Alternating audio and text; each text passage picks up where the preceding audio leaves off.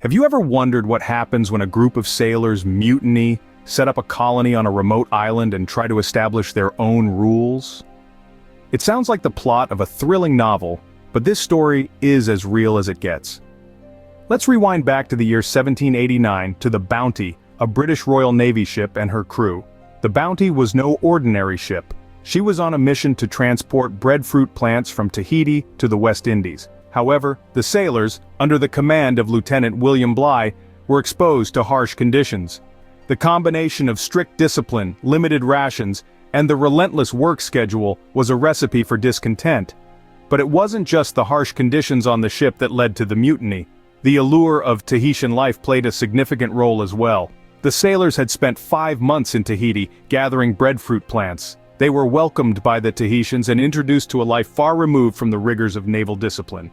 A life that was filled with abundant food, warm weather, and companionship. So, when the Bounty set sail from Tahiti, the seeds of rebellion were already planted. The mutiny was led by Fletcher Christian, a master's mate on the Bounty. Christian and his fellow mutineers seized control of the ship, set Lieutenant Bligh and his loyalists adrift in a small boat, and sailed the Bounty back to Tahiti. From Tahiti, Christian and 8 of his fellow mutineers, along with a group of Tahitian men and women, set sail in search of a safe haven. They found it in Pitcairn Island, a remote and uninhabited island in the Pacific Ocean. They burned the Bounty to avoid detection and started a new life on the island. Thus, Pitcairn Island, a tiny spot in the Pacific Ocean, became the home for a new society, built by mutineers and Tahitian women. The story of the Bounty ship mutiny and the subsequent settlement of Pitcairn Island is a fascinating chapter in history, but as we'll see, this new society would face its own set of challenges. Imagine being stranded on a remote island with no law enforcement, no government, just a group of mutineers and their Tahitian companions. What could possibly go wrong? The early years on Pitcairn were, to put it mildly, tumultuous. With no formal law or governance, the island quickly descended into anarchy. The Bounty mutineers, led by Fletcher Christian, had hoped to create a utopian society free from the constraints of British naval discipline. But instead, they found themselves in a harsh environment, fraught with tension and discord. The island's isolation meant the inhabitants had to rely on each other for survival. But the lack of law enforcement and a structured society led to a volatile mix of violence and chaos. The mutineers, unable to shed their seafaring habits, indulged in drunkenness and unruly behavior. This led to a series of violent incidents, resulting in the death of most of the male population within just a few years. With the male population dwindling, polygamy became a survival necessity on Pitcairn. Each mutineer had multiple Tahitian wives, but this only fueled more conflict. The Tahitian men, dissatisfied with this arrangement, launched a failed rebellion against the mutineers. The aftermath was bloody, further reducing the male population. The women and children were left in a precarious situation. They were stranded on an isolated island, surrounded by the bodies of their husbands and fathers. The remaining men, aware of their dwindling numbers, tightened their grip on power. They established a pseudo-dictatorship, controlling the women and children through fear and intimidation. But even this couldn't stave off the inevitable. The remaining mutineers turned on each other, their paranoia and suspicion leading to more deaths. By the end of the first decade, only one mutineer, John Adams, remained. He assumed de facto leadership of the island, ruling over the women and children with an iron fist. The Pitcairn experiment, which began as a quest for freedom, had turned into a nightmare. The island was far from the paradise the mutineers had envisioned. Instead, it became a chilling testament to the dangers of lawlessness and unchecked power. The Pitcairn experiment was beginning to look less like a paradise and more like a nightmare. With most of the original mutineers gone, the island was left with just one man, John Adams, 9 women, and a group of children. What happens next? Once the dust of the mutiny had settled, and with the passing of his fellow mutineers, John Adams found himself the sole man on an island filled with women and children. The absence of a traditional governing body presented a unique opportunity, and Adams seized it. He assumed control of the island, effectively becoming its dictator. But how can one man maintain control over an entire island? You see, Adams was a cunning man. He understood that power, in its raw form, was not enough. He needed a tool to control and influence the people, and he found it in the Bounty's Bible. Adams used this religious text to establish a strict Christian lifestyle among the inhabitants. He became the island's spiritual leader, using the Bible's teachings to instill discipline, order, and a sense of community. The Bible, in Adams's hands, became both a source of spiritual guidance and a manual for governance. Every Sunday, the islanders would gather around Adams as he delivered his sermon. He interpreted the Bible's teachings to suit his needs, emphasizing obedience, respect for authority, and the importance of community. The islanders, having no other source of spiritual or moral guidance, accepted Adams's teachings and his rule.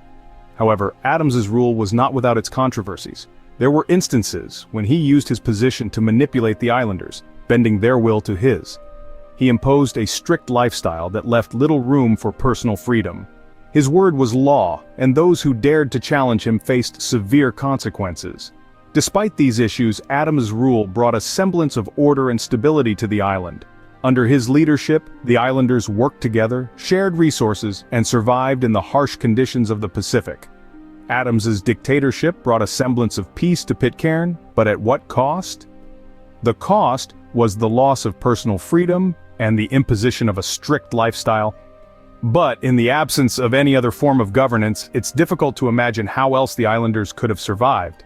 Fast forwarding to the present, what has become of Pitcairn Island? Today, Pitcairn Island is a small speck in the vast Pacific Ocean, a place where time seems to have stood still. With a dwindling population of around 50 individuals, the island is home to the descendants of the bounty mutineers and their Tahitian wives. Each individual on the island is a living testament to a tale of adventure, rebellion, and survival. Their story is etched on their faces and carried in their hearts, a narrative that is as unique as the island itself. This tiny community is tightly knit, with each member playing a crucial role in the island's survival. They rely on each other for everything, from food production to maintaining the infrastructure of the island. Yet life on Pitcairn is not without its challenges. The population has been steadily decreasing over the years, leading to concerns about the island's future. The remoteness of Pitcairn, coupled with the limited opportunities for employment, make it a difficult place to attract new residents. But despite these challenges, the people of Pitcairn are determined to protect their unique history and way of life.